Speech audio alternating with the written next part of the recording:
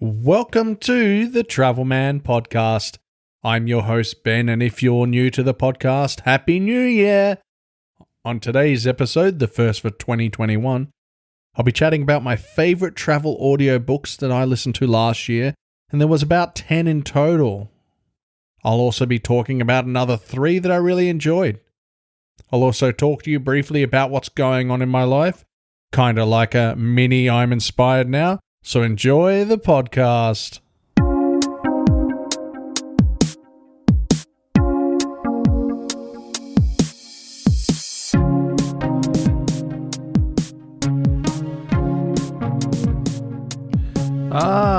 So firstly, let's just cover what myself and many other Melburnians have been living through in 2020, and then we'll get to the audiobook recommendations.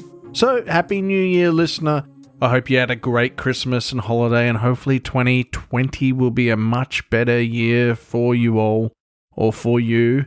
For most of us, lockdown is still a reality. I know COVID sucks real bad, but what can you do about it? I've seen there are some vloggers out there on YouTube that are still traveling around the world, but for most of us, including me, there's no way I'm seeing anywhere other than my backyard. I'm not even seeing interstate because of border closing and so forth. It's really crazy, and I never expected the world would be like this, and hopefully one day we can get control of COVID or even get the spike, maybe a vaccine, if it's been researched heavily enough. Hopefully we can get a vaccine so we can all travel and we can all do our thing again. I'm not anti-vaccine, but I definitely don't want to take something that has only had about 6 months shelf life. I want to see what happens or what the side effects are. You know what? We just have to ride this out until we can all travel again, which we will. We'll travel again. So think about this. I, Mr. Travelman, have not travelled overseas since the middle of 2019. I actually worked this out the other day. I can't believe it. In 2019, I was in Vietnam, Hong Kong, or it went Hong Kong, Vietnam, then Singapore, but that just felt like it was the other day. It really felt like it was just yesterday, but it was 2019. It was July or June, or maybe it was May. And I know it's pretty shocking, but I have to admit that there's nothing I can do about it. I am probably stuck to maybe doing domestic travel and travel within my state, which I can talk about briefly, and I can either do that in another episode or I can do it here. Who knows? In relation to COVID, things aren't really going to change overnight, and there's a lot of things that we have to get right before we can travel again. Airlines like Qantas are really forcing stuff like not COVID, the vaccine on us. So if we were to travel with Qantas, which will probably be June, July this year, will be when I think Qantas reopens flights or international flights. They want all the passengers to be having a vaccine, so they want us all to be vaccinated. But I don't know if you can really force this on someone or not. It must be a choice. Obviously, you're not going to fly if you've got COVID, and if you've got any of the symptoms, nope, you shouldn't fly. Yeah, I agree with that. You don't want to spread this thing around the world. I don't want to get actually too political here, so I'm not going to talk too much more about COVID and vaccine, because it's a bit of a tricky topic. Some people are really pro-vaccine, some people are really against it, so I don't want to talk too much about it. So in regards to me and the lockdown, we can't even travel domestically out of Melbourne at the moment without having to come back and quarantine nearly. Since we had a last little wave, we just had some cases here in Melbourne. There were some cases in New South Wales, and I think the border to New South Wales is closed now because we closed it. And then the Western Australian border seems to just be closed shut as soon as there is 1 or 2 cases of COVID. It's really crazy. But yeah, 2020, we were limited on where we could go. So I'm just going to talk a bit about 2020 now, and I'll get on to those really cool audiobooks. So we couldn't even go outside. We we could only do essential tasks. Like if you're an essential worker, you could only go to your essential job. And as in regards to essential tasks, I mean, you could only leave your house to buy food shopping, you could go doctor's appointments where you had to stay in your car and the doctor would call out your name. You could fill up your car with fuel. It wasn't really fun. A lot of people got unemployed. A lot of shops closed. The restaurants closed. The bar and industry was pretty damaged. There was a lot of damage last year. So Melbourne actually still has a really hard stance on mask wearing. And probably we're the strictest capital in the world in regards to how we're forced to wear masks. We have to wear masks inside at all times, especially except for in your house. So if you're out of your house and you go to a bar now, because it used to be different, say just a few weeks ago, you now have to wear a mask. So I was at a pub having a really nice meal. That would have been about a week ago before these couple of new cases. So up to that point, Victoria or Melbourne hadn't had any cases of COVID for 2 months. And as soon as we got a couple of cases, bang, Victorian government says, right, everyone from now on is wearing a mask inside.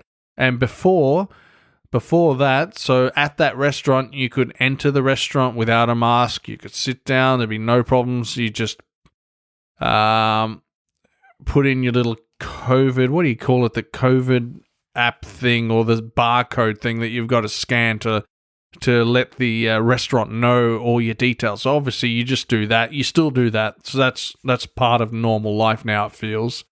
There's no actual menus anymore. So you could just walk into a place. You could walk into a like a 7-Eleven. You could walk in there, no problems, no mask. But everywhere now, masks again. You got to wear masks again everywhere. So that's really annoying. I really don't like wearing masks, and not many people do like wearing them. But so life hasn't been that great here. But I know in the rest of the world, it's worse. COVID is worse. It's just more so our lockdown was for months, and we had to do curfews like the 8 p.m. to 5 a.m. curfew, which was real bad. We were forced to only travel within 5 kilometers of our home. And for most of us, we didn't see any family or friends for months and months. And that has never occurred to anyone else on the planet, only Melburnians. So us Melburnians, we were treated like criminals. The Victorian government treated us like criminals. So it wasn't the best 2020. It wasn't the best year on record, but I'm sure things will get better. Unless you're a conspiracy theorist and believe COVID is a way to control us all and that Bill Gates and his mates will be implanting chips into the vaccine and pumping us full of expensive nano hardware. And that's there to control every one of us because they really care about what we do. You know, I'm being quite facetious and joking. I actually don't believe in any of that crap, but there are people out there that do believe all that stuff, and they're very worried and probably just need to concentrate on living a normal life as best as they can. We've got all that stuff out of the way, so now we've got all that stuff out of the way. Let's talk about my 10 favorite, all there's only 10 travel audiobooks I listened to last year in 2020. I also have another 3 that I'm going to talk about, and I'll recommend them.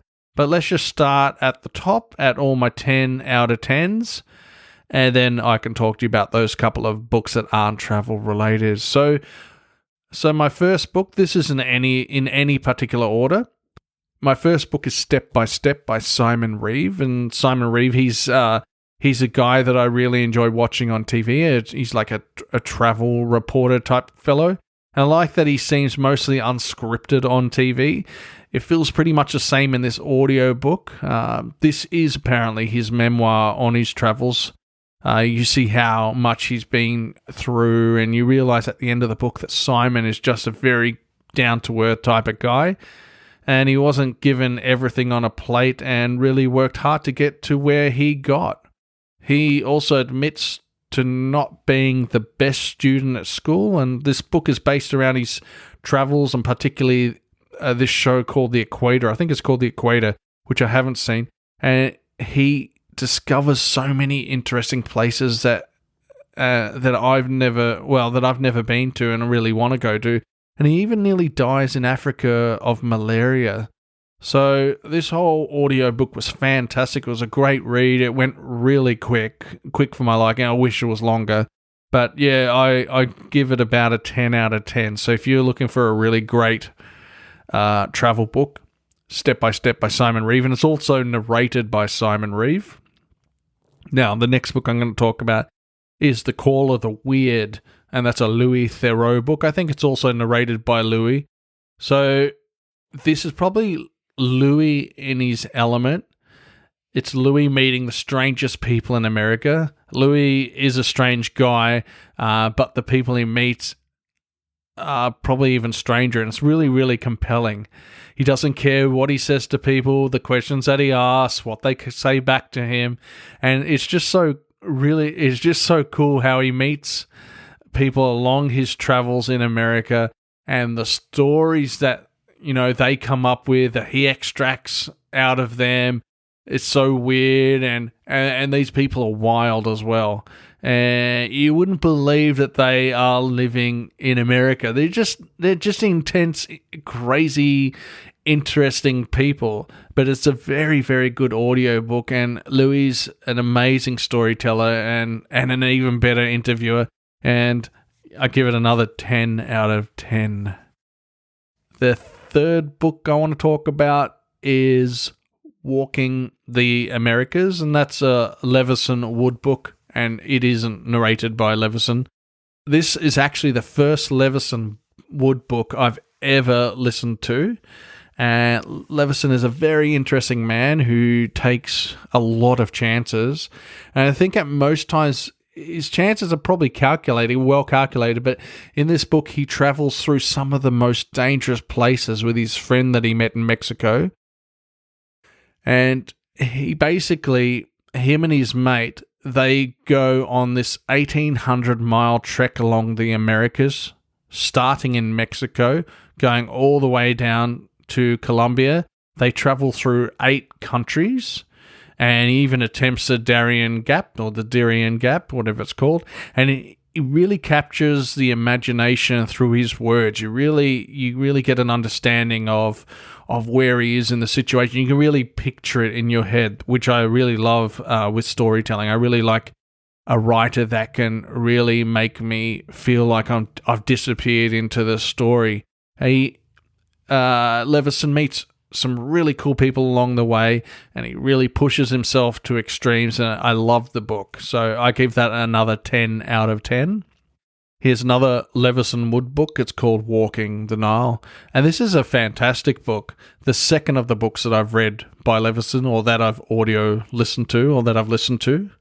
And again, it's a great listen, and always Leveson gets himself out of the stickiest situations. He starts off in Rwanda in 2013 and makes his way all the way up the Nile.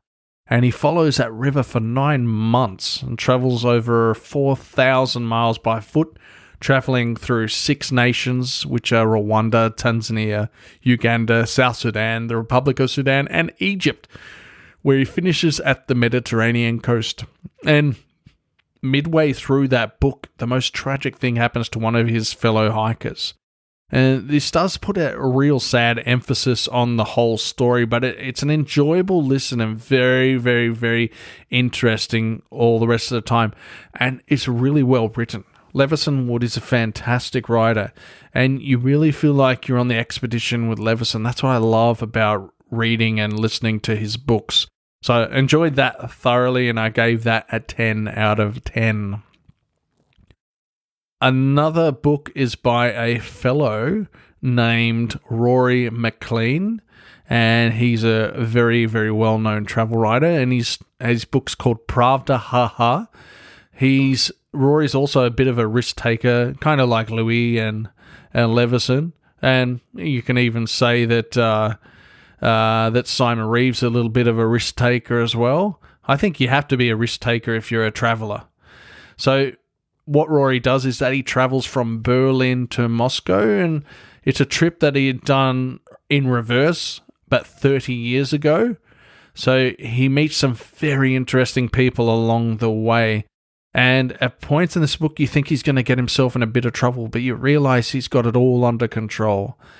There's a point in this book when he meets this interesting rich Moscow chicken czar, and it's just the best. This chicken czar is just, he's such a funny guy.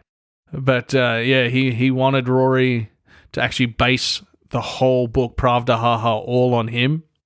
But it's just funny how the relationship that Rory and this chicken czar have, Rory also meets this African guy. I forgot what African country's from, but he meets him in Germany, where he's kind of set himself up. And you can tell that Rory genuinely really cares for him and wants to help him. And he ends up meeting up with him. He ends up meeting up with this fellow again on his return to London. And it's a beautiful book. It's well written and very interesting. If you know little about Eastern Europe, you got this interest in Eastern Europe, then definitely read this book. It was really, really good, and I gave it a 9 out of 10. The next book I'm going to talk about is Around the World in 80 Trains by Monisha Rajesh. She's an English writer, and I think she narrated this book. Also, Rory narrated his book. I should have said that. And Levison doesn't narrate any of his books. I think he's narrated 2, but I haven't read them yet. So Around the World in 80 Trains is a very interesting book because you follow Monisha's travels all the way from St. Pancras Station in London, and she goes all around the world. She tries to go right around the world. She takes you on different trains, and she meets interesting people along the way. And definitely after reading this book, you may consider taking some of the train trips that she's traveled on. I know I'm thinking of doing that once COVID settles down. I really would like to do a train trip. I mean, there's one that goes from one end of Russia to the other, but it takes 17 days, but something like that. But I don't think I'd ever do that. But there's some other train trips she's done which I'd like to take, and I think even some I've already taken. All up, she travels about 45,000 miles and travels through countries like Russia, Mongolia, Tibet, North Korea, Canada. It's really interesting. She's got a great way of storytelling. She reads the stories herself, and it's a great listen. The actual book won the National Geographic Traveller Award for Best Travel Book of the Year. Awesome book. Give it a read or give it a listen. 9 out of 10. Another fantastic book is also written by a female. It's Looking for Trans Wonderland. It's Nu Sarawira. She's actually an English girl just like Monisha, and she's a fantastic writer, Nu. I think her name is Noor.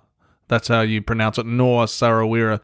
And, I love this book, and I actually tried to reach out to Noor, but she didn't respond back. That's cool. I'm not sure if she does interviews, but I'd really love to talk to her about her travels through Nigeria, because I just love the way she writes and the way she describes Nigeria. She's another one that's very good at putting you in a place, putting pictures in your head, really making you feel like you're experiencing what she's feeling. So you actually feel like you're on a little tuk-tuk in Nigeria, somewhere, something like that.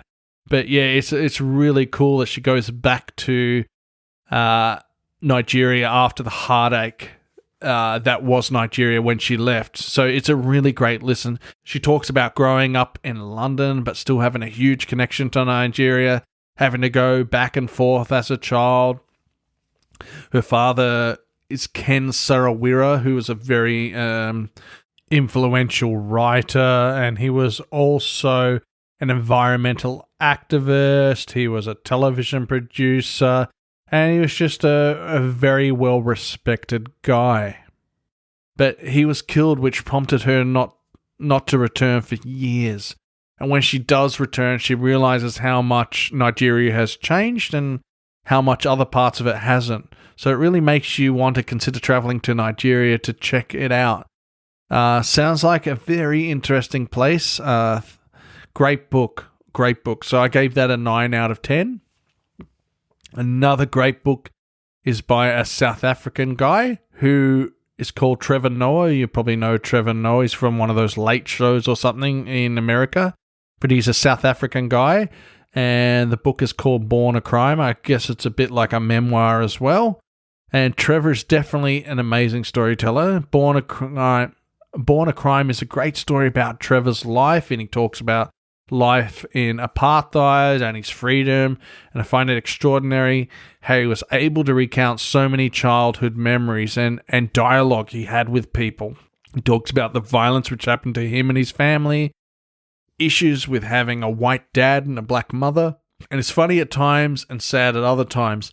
His story, his life, and stuff that he's been through, it's so interesting and so worth listening to. It's an awesome book, and I give that a 9 out of 10. And I was going to say that the Born a Crime book was a recommendation from a friend of mine called Karina, and also the Looking for Trans Wonderland was another recommendation from Sean.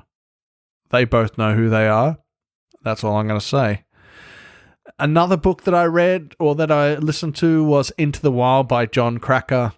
And if you know anything about the main protagonist in this book, Into the Wild, then you'd know he's a little unnerving. Well, unnerving to me anyway.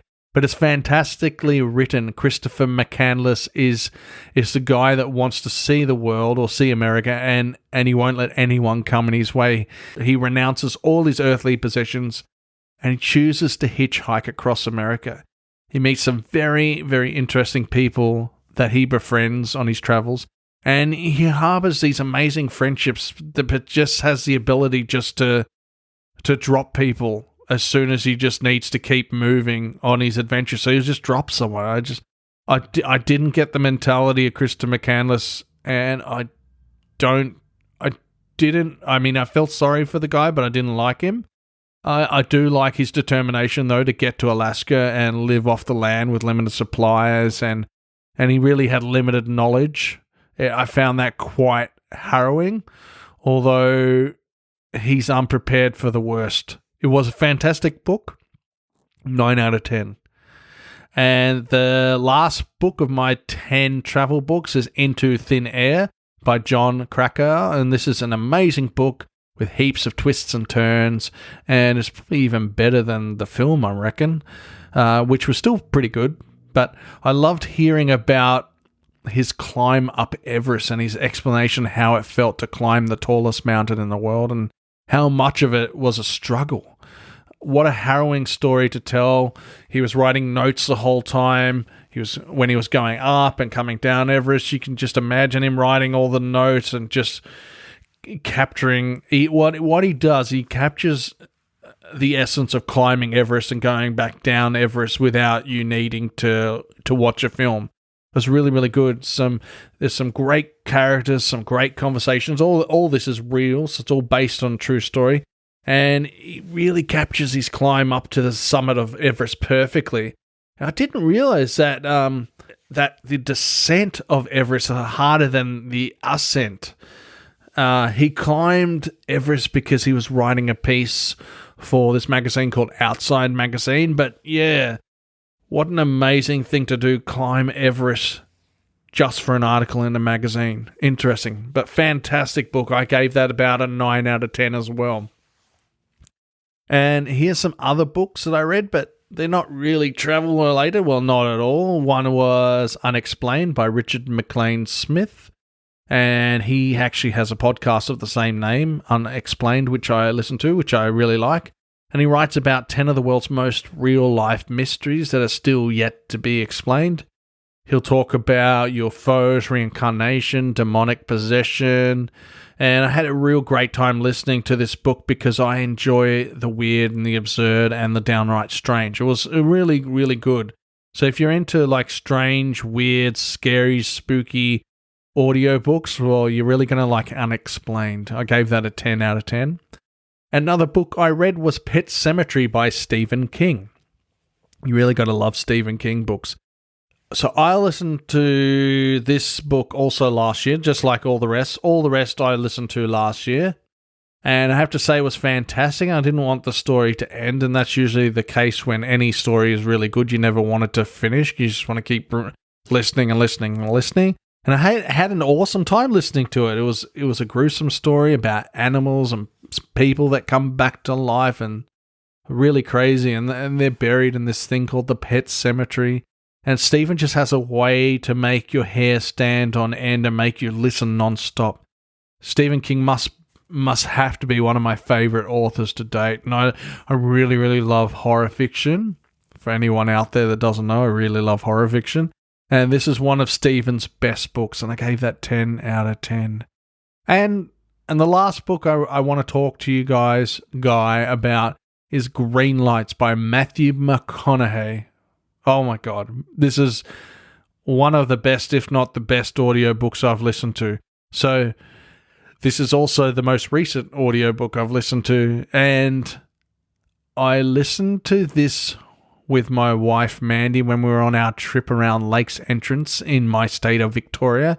And if you've ever seen Matthew McConaughey's book in the stores and you're wondering if to listen to the audiobook or read the book, then I would suggest to listen to the audiobook and listen to how Matthew narrates the story of his life and the stuff he's gone through. It's an incredible listen and an audiobook I'll always remember. One, because of the honesty of Matthew and because I was on a real awesome road trip with my wife. But Matthew talks about his time in Australia with a real weird family. He talks openly about his family and falling into acting and just everything. He's just such an interesting guy. Green Lights. And I would give that book a 10 out of 10. If I could give it an 11 out of 10, I would. I loved it. He is an amazing storyteller, Matthew McConaughey. So that's it for today, I think, or that's it for this month's episode. Thanks for listening to the podcast, and if you have any good audiobook recommendations which you think I'll probably like, you can email me the list or a few, or whatever, at travelmanpodcast@gmail.com, or send me a message to my various social handles at Travelman Podcast on Instagram and Twitter, or my private at TravelmanBen on Instagram and at OzNative on Twitter. And I would like to be able to listen to some more audiobooks that you can recommend to me. That would be fantastic. If you just want to drop a line, say g'day or hello, then just do that too. Just say hi. And thanks a lot for listening to the podcast, and I will speak to you real later. Bye.